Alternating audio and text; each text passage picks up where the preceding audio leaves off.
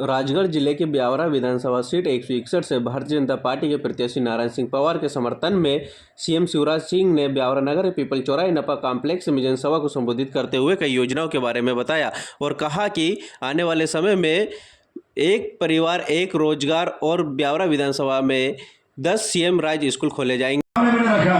लेकिन साथ ही साथ आज जो कांग्रेस पार्टी के प्रत्याशी कांग्रेस से भेजे हैं उनका भी एक कार्यकाल आपके सामने रहा है, वो भी 8 से 13 विधायक रहे, उनसे भी जरूर पूछो आपका हिसाब किताब लाए हो क्या, आपका भाई खाता लाए हो क्या था आपने 8 से 13 में क्या किया। एक आध काम गिना लो भाई, एक आध काम गिना लो भाई। जनता का मत यूं ही जाया करने के लिए नहीं है, इस मत से उसकी तस्वीर और तकदीर बदलते हैं। इसलिए सवाल जवाब जरूर करना चाहिए हमें, खूब प्रेम से चाय पिलाओ बैठाओ, लेकिन हिसाब जरूर मांगो कि भैया विकास के लिए वोट है, देश के लिए वोट है, जनता के सम्मान के लिए वोट है। यूं ही पानी फेंकने वोट अब डालने का हमारा समय नहीं है, हम तो विकास को वोट देना चाहते हैं। अगली बार एक और संकल्प हमारा, प्रत्येक परिवार एक रोजगार, प्रत्येक परिवार एक रोजगार, प्रत्येक परिवार, यह हमारा संकल्प है। और बच्चों के लिए सीएम राज स्कूल बनवा रहा हूँ। राजा महाराजाओं के बच्चे बड़े बड़े स्कूलों में पढ़ के बड़े पदों पर पहुंचते थे।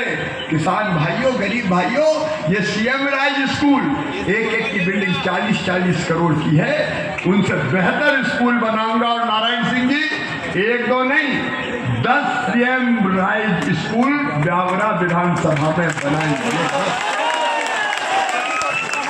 मेरा लक्ष्य हर 25-30 गांव के बीच में एक सीएम राज स्कूल, जसवंत जी, हर 25-30 गांव के बीच में एक सीएम राज स्कूल। बस लेने जाएगी, बस छोड़ने जाएगी। ये धन्नू पन्ना कल्लू मन्ना तेरे बेटा बेटी अच्छे स्कूलों में पढ़ेंगे और फ्री में पढ़ेंगे। फीस मामा भरवाएगा, लैपटॉप मैं देता हूँ, और आजकल तो अच्छे नंबर लाते तो स्कूटी भी देता हूँ। और मेरे बहनों और भाइयों, सुन लेना सा, जो दुनिया में कहीं नहीं हुआ वो मैं करूंगा। मेडिकल इंजीनियरिंग कॉलेज में कोई जाति समाज के मेरे बेटा बेटी हो, मेरे तो भांजे भांजी, मैं कैसे भेद करूंगा। उनका एडमिशन हुआ तो प्राइवेट में हो चाहे सरकारी में, उनकी फीस चाहे जितनी भी हो, माता पिता नहीं भरवाएंगे, मामा शिवराज सिंह चौहान और भारतीय जनता पार्टी की सरकार भरवाएगी। जिंदगी बेहतर बनाने के लिए काम करना है, बच्चों के सपनों को मरने नहीं देना है। कांग्रेस ने मेरी सब योजनाएं बंद कर दी, एक एक करके सब योजना बंद कर दी। तीर्थ दर्शन बंद, कन्या विवाह बंद, सारी योजना बंद कर दी थी। अरे कफन के भी 5000 रुपया कांग्रेस ने छीन लिए थे, अंतिम संस्कार के लिए कर देता था। बहनों के लड़ुआ के पैसा छीन लिए थे। ये कांग्रेस शिकायत कर रही थी मेरी, ये मामा क्या रहा पैसे डाल दूंगा, चुपचाप पैसा डाल दूंगा। अरे चुपचाप काय को डालूंगा, डंके की चोट डालूंगा।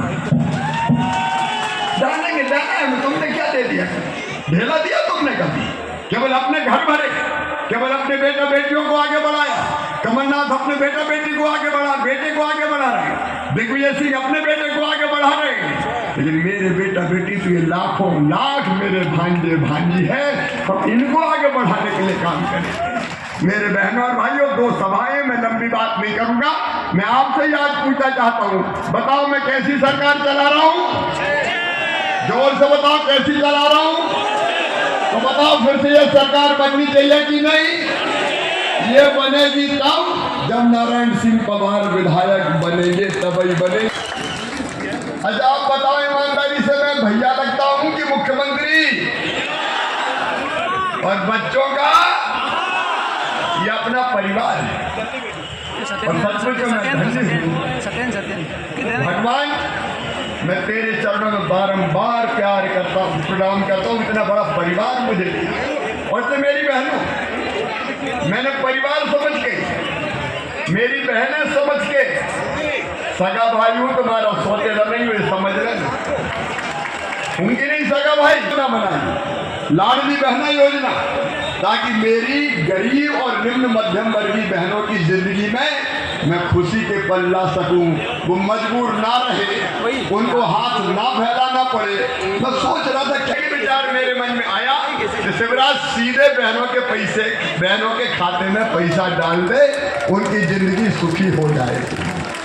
और मेरी बहनों, अभी तो दिवाली और धनतेरस आ रही है। वैसे मैं देता था 10 तारीख को, लेकिन अब तो मैंने कल ही पैसा डाल दिए। जाओ बाजार, खूब खरीदी करो। नारायण सिंह जी, आप भी जाओ बहनों के साथ खरीदारी करने। मैं भी 13 तारीख को मेरी लाडली बहनों के साथ ही खरीदी करने जाऊंगा। देखो, ये जिंदगी बदलने की योजना है। बताओ मेरी बहनों, लाडली बहना योजना से जिंदगी में खुशी आई कि नहीं आई? कई बहनों ने कहा छोटे छोटे काम धंधे चालू कर, और कुछ बहनों ने तो कहा कि भैया सबसे बड़ी बात तो ये हुई है कि घर में ही हमारी इज्जत बढ़ गई है, पूछ परख बढ़ गई है। अब तो सास भी बहुत प्यार से बोलती है, बहू अच्छी तो हो। और कई ने कहा कि हमारे पतिदेव पहले तो कई बार डांट डूट देते थे, लेकिन अब बड़े प्यार से बोलते हैं, पप्पू की मम्मी कैसी हो। पैसा आगे कि नहीं आए? और भैया सब सुन लेना, भाई लोग गुस्सा तो नहीं है ना? इतने ही थोड़ी रहने दूंगा। 2 चीजें और करूंगा। एक, जितनी बहनें रह गई है, हर गांव में 5-5, 10-10 रह गई, ज्यादा रह गई। अरे कितनी रही हो चिंता मत करना, इस चुनाव के बाद सरकार बना के सबके नाम जोड़ूंगा, कोई बहन से नहीं।